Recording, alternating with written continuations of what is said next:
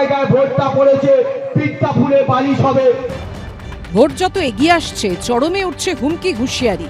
দক্ষিণ চব্বিশ পরগনার মগরাহাটে শনিবারই তৃণমূলের যুব সভাপতি ইমরান হাসান মোল্লার ভোটারদের হুমকি দেওয়ার ভিডিও ভাইরাল হয়। 700টা ভোট এই বুথে 700টা জোড়া ফুলে দিতে হবে।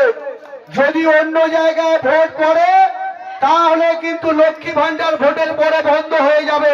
বেঈমানদেরকে 21 সালে ক্ষমা করেছি, এই 26-এ আমরা আর ক্ষমা করব না। যদি তৃণমূল কংগ্রেস করতে চাও এলাকায় থাকো, না তো আজকের পর থেকে বউ বাচ্চা নিয়ে এলাকার বাইরে চলে যাও, আমরা আর ক্ষমা করব না।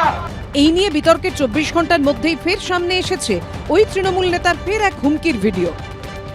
যতগুলো ভোট আছে ততগুলো ভোট জোড়া ফুলে ফেলতে হবে। জোড়া ফুলের বাইরে যদি কোনো ভুল করে হোক আর ইচ্ছা করে হোক, যদি অন্য জায়গায় ভোটটা পড়েছে পিঠটা ফুলে বালিশ হবে, তার দায়িত্ব কিন্তু আপনাদের। কিন্তু এখনো তাকে গ্রেফতার করা হয়নি। এর আগে শুক্রবার বহরমপুরের 8 নম্বর ওয়ার্ডের তৃণমূল কংগ্রেসের সভাপতি রাজু মণ্ডলের একটি ভিডিও ভাইরাল হয়। বহরমপুরের তৃণমূল প্রার্থী নাড়ুগোপাল মুখোপাধ্যায়ের প্রচারে ভোটারদের কার্যত হুমকি দিতে দেখা যায় তাঁকে। পদ্মফুলে ভোট দেওয়া যাবে না, পরিষ্কারভাবে বলে দিচ্ছি, খাতা এন্ট্রি করা থাকবে, কোন বাড়ির কে ভোট দিচ্ছে আমরা সব পুরো মোটামুটি আমাদের ক্যামেরা থাকবে। এবার নির্বাচন কমিশনের কাছে অভিযোগ পৌঁছতেই শুক্রবার রাতে রাজু মণ্ডলকে গ্রেফতার করে বহরমপুর থানার পুলিশ। যদিও পরদিনই অর্থাৎ শনিবার ব্যক্তিগত বন্ডে থানা থেকেই জামিন পান তিনি। জামিন পাওয়ার পরেও কার্যত বেপরোয়া মেজাজে দেখা যায় তৃণমূল নেতাকে। বলবে রাজু কিছু বলবে? যা হবে 23 তারিখের পর,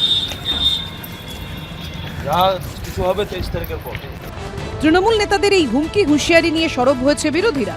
যাবার আগের মধ্যে ছোটখাটো হয়, আমাদের এখানে নির্বাচনটা খুব একটা নিরামিষ তো হয় না, এগুলো হবে। যখন জোয়ার আসে না, আছে এখন একটু এসছে জোয়ার, পরে দেখবে নেতাও চুপ, কর্মীও চুপ। মগরাহাটের তৃণমূলের যুব সভাপতি ইমরান হাসান মোল্লার বিরুদ্ধে নির্বাচন কমিশনে অভিযোগ জানিয়েছে বিজেপি। অভিযোগ জানানো হয়েছে উস্তি থানাতেও। হিন্দল দে, সোমনাথ মিত্র ও সুদীপ্ত আচার্যর রিপোর্ট, এবিপি আনন্দ। নিত্য প্রয়োজনীয় জিনিস, রান্নার গ্যাসের পর সাধারণ মানুষের ঘাড়ে মূল্যবৃদ্ধির বোঝা আরো বাড়ল। এবার দাম বাড়তে চলেছে 900-রও বেশি অত্যাবশ্যকীয় ওষুধের। ওই ওষুধগুলির ফর্মুলেশনের ক্ষেত্রে মূল্যবৃদ্ধির অনুমোদন দিল ন্যাশনাল ফার্মাসিউটিক্যাল প্রাইসিং অথরিটি বা এনপিপিএ। বুধবার থেকেই এই সিদ্ধান্ত কার্যকর। চলতি আর্থিক বছরে যে ওষুধগুলো এনপিপিএ দ্বারা নিয়ন্ত্রিত ছিল সেগুলো বৃদ্ধি করার অনুমতি দিয়েছে। ফলে চিকিৎসক এবং ওষুধ বিক্রেতারা অনুমান করছেন এবং আশঙ্কা করছেন প্রায় 900 রকমের ওষুধের দাম বাড়তে চলেছে খুব শীঘ্রই। বুধবার এনপিপিএ জানিয়েছে, পাইকারি মূল্য সূচকে পরিবর্তনের ভিত্তিতে নির্মাতারা জাতীয় অত্যাবশ্যকীয় ওষুধের তালিকায় অন্তর্ভুক্ত নির্ধারিত ওষুধগুলোর দাম 0.64% পর্যন্ত বৃদ্ধি করতে পারবেন। কেন্দ্রীয় সরকার মানুষকে বিভ্রান্ত করেছিল যে জিএসটি তুলে দিয়ে তারা নাকি ওষুধের দাম কমাবে। কয়েকদিন যেতে না যেতেই আজকে আবার তারা এতগুলো ওষুধের দাম বাড়িয়ে দিল। মানুষ ওষুধ না কিনতে পেরে, চিকিৎসা না পেয়ে মারা যাবে। এর বিরুদ্ধে মেডিকেল সার্ভিস সেন্টার সর্বস্তরের শুভবুদ্ধি সম্পন্ন মানুষকে ঐক্যবদ্ধ হয়ে আন্দোলন করবার জন্য আহ্বান জানাচ্ছে। ওষুধ লাগে না এমন বাড়ি এখন বিরল। ব্লাড প্রেশার, ব্লাড সুগারের ওষুধ এখন ঘরে ঘরে লাগে।